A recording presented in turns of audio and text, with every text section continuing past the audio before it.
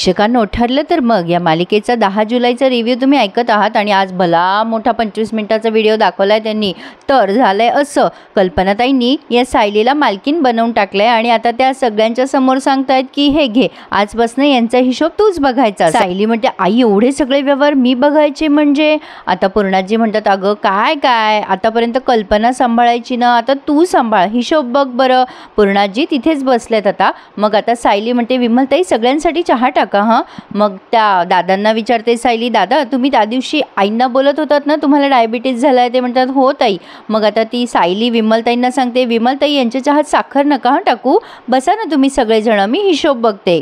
ते तिघ जण बिचारे खाली बसतात. मग सायली म्हणते अहो खाली नका ना बसू. मग ते लोक म्हणतात ताई अहो मालकीनबाई आम्ही इथेच ठीक आहे. सायली म्हणते असे खाली नका बसू, तुमच्या मदतीनेच आमचं घर चालतं ना, आणि शिवाय मला मालकीनबाई म्हणालात ना, मग मी सांगते ते ऐकायला नको का? आणि हे सगळेजण ऐकतात सायलीचं आणि वर बसतात. प्रिया आता नागराशी डोकं लावायला आली आहे आणि म्हणते काका गुड मॉर्निंग, कसले फ्रेश दिसताय ना तुम्ही काका, फुलावरती ते दवबिंदू असतं ना तितके फ्रेश दिसताय तुम्ही. आता नागराज डायरेक्ट म्हणतो काय काम आहे तुझं? प्रिया म्हणते अय्या तुम्हाला कसं कळलं माझं तुमच्याकडे काम आहे ते? नागराज म्हणतो तुझ्या थोबाडावर दिसतंय. मग प्रिया म्हणते 1 मिनिट, कसले हुशार आहात नाही तुम्ही, 1 मिनिट थांबा. आता ती दार लावून घेते. नागराज म्हणतो दार कशाला लावलं तू?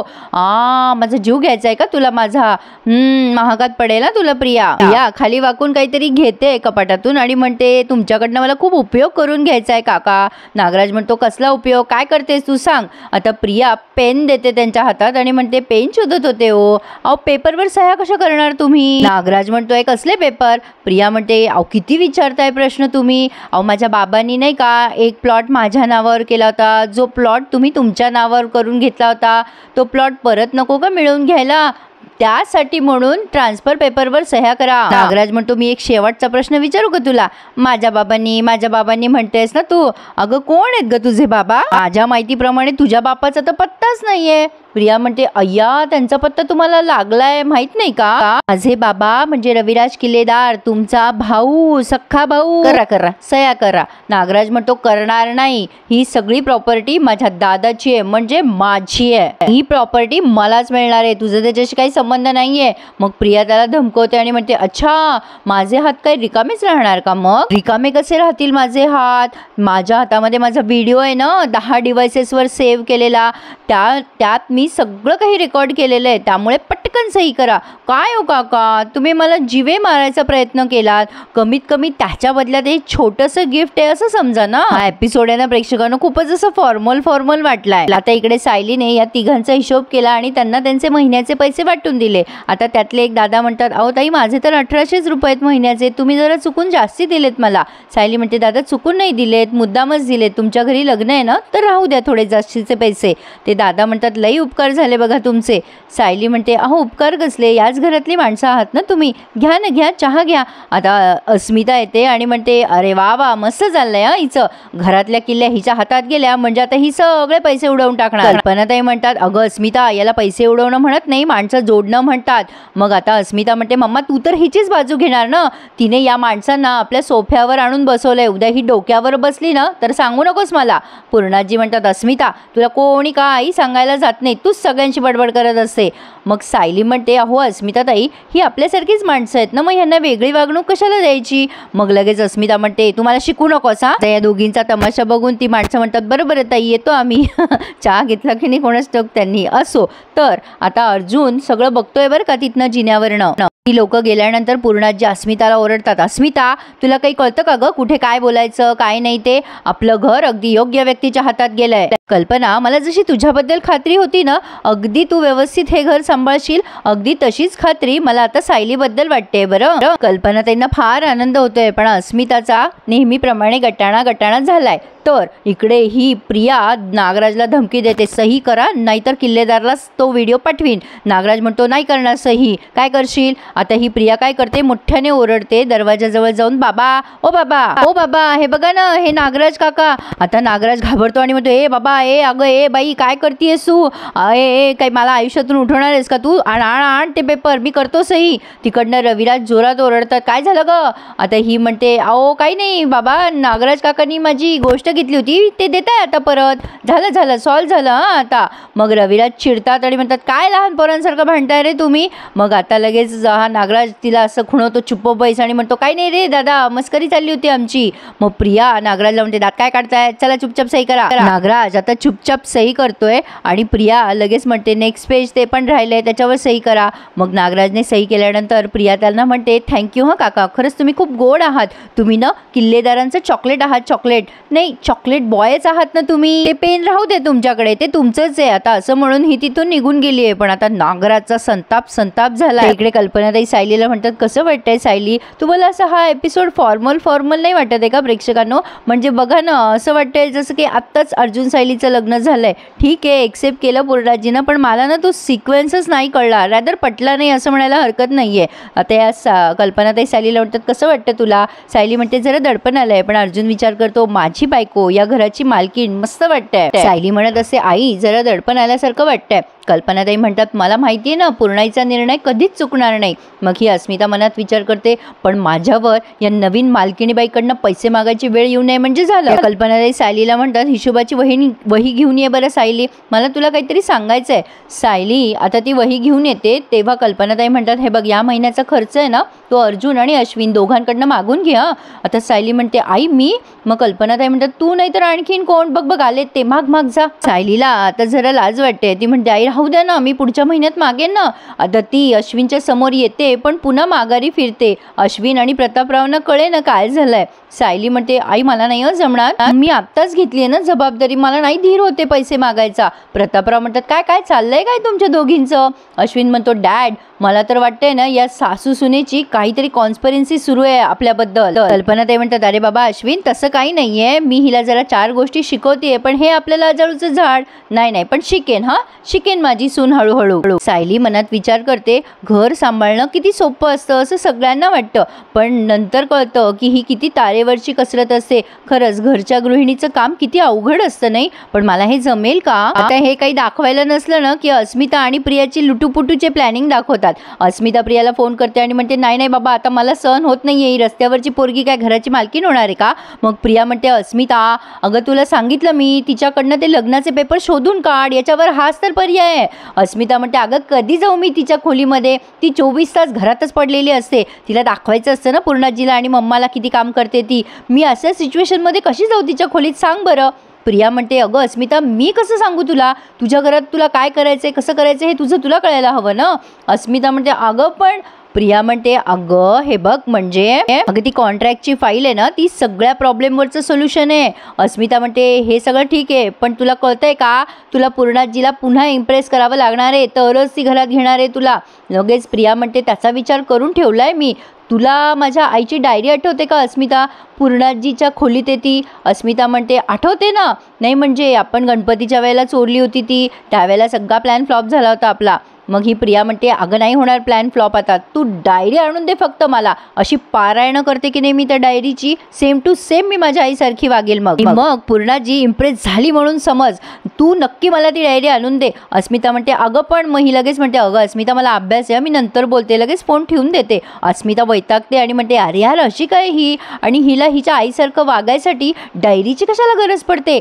जाऊ द्या ना मला काय करायचंय, ही आपल्याला फक्त ही बाई घराच्या बाहेर गेली म्हणजे झालं. प्रेक्षकांनो काल मी तुम्हाला एक प्रोमो दिला होता तो तुम्ही माझ्या व्हिडिओमध्ये जाऊन नक्की बघा चॅनलवर.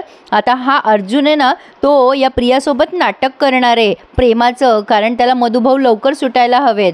तर आता सायलीबाई त्या किल्ल्यांकडे अशी बघत असते. अर्जुन येऊन म्हणतो काय झालं तुम्हाला, असं का बघताय त्या किल्ल्यांकडे, कशाचा स्ट्रेस आलाय का, एवढा का विचार करताय तुम्ही. अहो मम्मा आणि पूर्णाची किती कौतुक करत होत्या तुमचं, इतकं का टेन्शन घेतात तुम्ही, इतकं रेस्टलेस का झाला आहात मालकीनबाई. मग सायली म्हणते सर तुम्ही तरी मालकीनबाई भरू नका ना मला, या शब्दात जो विश्वास आहे ना त्यांनीच मी अस्वस्थ झाली आहे. आई म्हणाल्या की तुम्हा तिघांकडनं महिन्याच्या खर्चाचे पैसे घे, पण मला असं तुमच्याकडे पैसे मागायला जमणार नाहीये. आणि मुळात ह्या फक्त किल्ल्या नाही आहेत, ही खूप मोठी जबाबदारी आहे. ही पेलण्याची माझी योग्यता तरी आहे का? अर्जुन म्हणतो, अरे आहे ना, तुम्ही असं का डाऊट करताय स्वतःवर? सायली म्हणते, मुळात मी हे विसरतच नाहीये की मी या घराची सून नाहीये. नाईलाजाने मला खोटेपणा करावा लागतोय. हे ओझं झेलतेच आहे ना मी, ते काय नाही. मी ना आता हे ओझं सहन करू शकत नाहीये. मी या किल्ला पूर्णाजीला आणि आईंना वापस देते. जे कारण पटेल असं काहीतरी सांगते आईंना आणि देऊन टाकते किल्ला. नाही, मी देणारी किल्ला. आता ती किल्ला घेते आणि खाली जायला लागते. मग लगेच अर्जुन म्हणतो, नाही, हे बघा, मला तुमच्या भावना कळताय. तुम्ही ऐकता का माझं? बसा तुम्ही मिसेस सायली, बसा. आता हा तिला काहीतरी कारण देऊन चुपचाप करवतो, म्हणजे शांत बसवतो. अर्जुन तिला प्रेमाने समजवतो, हे बघा मिसेस सायली, तुम्ही जर अशा किल्ल्या परत दिल्या तर मम्माला आणि पूर्णाजीला डाऊट नाही का येणार? सायली म्हणते, पण ह्या किल्ल्या त्याच मुलीच्या हातात पडायला हव्या ना, जी या घराची खरी सून असेल. म्हणजे जिचा अधिकार आहे तिच्याच हातात या किल्ल्या पडायला हव्या, माझ्या हातात नाही. पूर्णाजी आणि आई किती प्रेमाने ही सगळी कर्तव्य माझ्याकडनं करून घेताय. मला लाजल्यासारखं होते, मेल्यासारखं होते मला. अर्जुन मनात विचार करतो, I promise you Mrs Sayali, मी तुम्हाला लवकरात लवकर या घराची खरी सून बनवून सगळे मान तुमच्याकडेच ठेवेन. I promise you. मग सायली पण मनात विचार करते, मला हा मान अधिकाराने हवाय. मी जेव्हा तुम्हाला माझ्या मनातलं सांगेल तेव्हा मला खरंच हा अधिकार मिळेल का? अर्जुन आता सायलीच्या हातामध्ये त्या किल्ल्या परत देतो आणि म्हणतो, हे बघा, या किल्ल्या आहे ना, ह्या तुमच्याच हातात राहू द्या. गेल्या 1 वर्षापासून हे घर तुम्ही किती छान सांभाळलंय. हा हक्क तुमचाच आहे. तुम्ही पूर्णाजीच्या डिसिजनला रिस्पेक्ट देताय असं समजा हवं तर. किती खुश आहे पूर्णाजी मिसेस सायली. सो त्यासाठी आपण त्यातच आनंद मानूया. आणि तो सायलीला म्हणतो, स्माईल करा प्लीज. आणि सायली हसते अशी. असो, तर आता इकडे अस्मिताने तिचं काम चालू केलेलं आहे. तन्वीने सांगितल्याप्रमाणे या पूर्णाजी त्यांच्या खोलीत झोपलेल्या असताना ही त्यांच्या खोलीत शिरते आणि हळूच ती डायरी घ्यायचा प्रयत्न करते.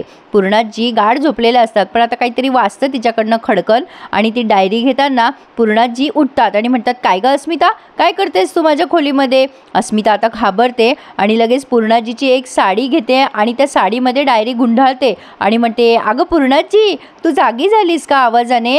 अगं ते काय आहे ना, मला तुझी साडी हवी होती. गं घाबरवलंस ना तू मला पूर्णाजी. पूर्णाजी म्हणतात, मी कशाला घाबरवलं मला तुला, तूच मला घाबरवलं. मग अस्मिता म्हणते, अगं माझ्या मैत्रिणीकडे एक पार्टी आहे आणि मला ना साडी हवी होती तुझी. जगातल्या सगळ्यात सुंदर साड्या कोणाकडे आहेत? माझ्या पूर्णाजीकडे. मग मी विचार केला एखादी साडी तुझीच घ्यावी. पूर्णाजी, अगं तू ना झोपली होती म्हणून तुला डिस्टर्ब न करता मी ही साडी घ्यायला आले ग. ही साडी आवडली आहे मला, घेऊ का मी? पूर्णाजी म्हणतात, बरं बाई नेस. मग लगेच अस्मिता म्हणते, थँक्यू हां पूर्णाजी. मला जर तिथे कोणी म्हटलं ना की ही साडी कोणाची आहे तर मी सांगेन माझ्या पूर्णाजीची आहे. तू झोप हां पूर्णाजी. सॉरी तुझी झोपमोड केली मी. अरे कसली डॅम्बिश दाखवली आहे ही. आता ती पुन्हा पूर्णाजीच्या अंगावर चादर टाकून देते आणि तिच्या खोलीत जाऊन तन्वीला फोन करते. आता ही प्रिया वैतागते लगेच अस्मिताचा फोन आलाय म्हणून. ती म्हणते, काय ग कशाला फोन करते सारखी सारखी अस्मिता? अस्मिता म्हणते, कशाला वैतागतेस तन्वी, तुझं महत्त्वाचं काम केलंय मी. लगेच प्रिया म्हणते, अगं तसं काही नाही, मी अभ्यास करत होते ना म्हणून जराशी डिस्टर्ब झाले. सोड काय झालं, कशाला फोन केला होतास तू? मग आता अस्मिता म्हणते, अगं किती प्रयत्नानंतर प्रतिमात्याची डायरी शोधली मी. आहेस कुठे तू? प्रिया म्हणते, अरे वा अस्मिता, तू हुशार आहेस हं, म्हणूनच मी तुला हे काम सांगितलं होतं. बरं माझं अजून एक काम करशील का? त्या डायरीतले काही पानांचे फोटो पाठव मला, म्हणजे मला ते फोटो बघून मला अंदाज येईल पुढे काय काय करायचं, कसं करायचं आहे ते. अस्मिता म्हणते, हो लगेच पाठवते मी. तर चैतन्य अर्जुनला म्हणतो, काय सायली वहिनी किल्ल्या परत द्यायला निघाली होती? अर्जुन म्हणतो, हो ना, त्यांना जरा स्ट्रेस आलाय, म्हणजे त्यांचं गिल्ट वाढतच चाललंय रे चैतन्य. मग चैतन्य म्हणतो, अरे बाबा पण त्यांचं गिल्ट वाढून त्यांनी खरं काय घरी सांगितलं तर? अर्जुन म्हणतो, अरे बाप, मग तर माझी वाट लागेल. नाही ती असं जे काही बोलली ना, मला असं वाटते मला ना माझ्या मनातलं त्यांना लवकरात लवकर सांगायला हवंय आणि मधुभाऊ सुटले पाहिजे रे आधी. चैतन्य म्हणतो, अरे आपण प्रयत्न करतोय ना अर्जुन. चैतन्य म्हणतो, अरे हो पण आपल्याला स्पीड लावायला हवी चैतन्य. आतापर्यंत आपण प्रोफेशनली विचार करत होतो, ही कॉम्प्लिकेटेड मर्डर केस आहे, पण आता नाही, आता आपल्याला पर्सनली विचार करावा लागेल चैतन्य. मगच मला सांगता येईल मिसेस सायलींना की तुम्ही सुभेदारांची खरी सून आहात आणि माझ्या मनात तुमच्यासाठी किती प्रेम आहे हे कळलं पाहिजे यार त्यांना. चैतन्य म्हणतो, अरे डोंट वरी, आपण बरीच प्रोग्रेस केली आहे आश्रम केसमध्ये, आता मोठा क्लू मिळाला पाहिजे म्हणजे झालं. मग ॲडव्होकेट अर्जुन सुभेदारांची केस बंद आणि आशिक अर्जुन सुभेदारांची केस चालू होईल बाबा. अर्जुन आता गालातल्या गालात हसतोय, पण त्याला आले टेन्शन. प्रेक्षकांनो, आता त्यांनी इथेच हा भाग पूर्ण केला. प्लीज एखादं लाईक करा, भलते मोठे एपिसोड दाखवतात हे. आणि आपलं चॅनल सबस्क्राईब करायला विसरू नका. तर आता पुढे आपण बघणार आहोत पुन्हा एकदा मधुभाऊ सुटायसाठी प्रयत्न चालू झालेत. सायली म्हणते मधुभाऊ कसे सुटतील आता, मला नाही वाटत प्रिया कधी खरं बोलेल आता. मग आता अर्जुन म्हणतो वकिलाशी नाही बोलणार ती खरं, पण तिच्या लहानपणीच्या मित्राशी नक्कीच बोलेल ती. सायली म्हणते काय चाललंय तुमच्या मनामध्ये. मग आता अर्जुन म्हणतो मी तन्वी सोबत प्रेमाचं नाटक केलं तर. सायली आता खूप संतापते. मग अर्जुन म्हणतो अरे लॉजिकली करेक्ट आहे. अहो मिसेस सायली तिच्या मनामध्ये अजूनही सॉफ्ट कॉर्नर आहे माझ्यासाठी, तिला माझ्याशी लग्न करायचं होतं. अहो या गोष्टीचा आपल्या केससाठी आपल्याला फायदा करून घेतला पाहिजे. पण आता सायलीमधली बायको जागी झाली ना. आता यापुढे मी जो तुम्हाला प्रोमो दिलाय ना तो नक्की बघा, मजा येईल तुम्हाला प्रोमो बघायला. छान प्रोमो आहे. तर मला नाही वाटत प्रिया यांच्या हाताशी गळ्याशी लागेल. तुम्हाला काय वाटतं कमेंट करून कळवा आणि प्लीज चॅनल सबस्क्राईब करा. हो धन्यवाद.